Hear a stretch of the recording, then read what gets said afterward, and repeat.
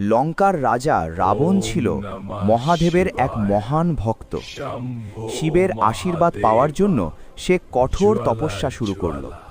বছরের পর বছর উপবাস, ধ্যান আর যন্ত্রণার মধ্যেও সে শিবের নাম জপ করতে থাকল। রাবণের ভক্তিতে সন্তুষ্ট হয়ে মহাদেব তাকে দর্শন দিলেন এবং অমিত শক্তি ও বরদান দিলেন। এই শক্তি পেয়ে রাবণ হয়ে উঠল অপরাজেয়। কিন্তু ধীরে ধীরে তার মনে জন্ম নিল অহংকার। সে ভাবতে লাগল পৃথিবীতে তার মতো শক্তিশালী আর কেউ নেই। নিজের ক্ষমতার গর্বে সে অন্যদের কষ্ট দিতে শুরু করল, অন্যায় পথ বেছে নিল। অবশেষে সেই অহংকারই তার পতনের কারণ হয়ে দাঁড়াল।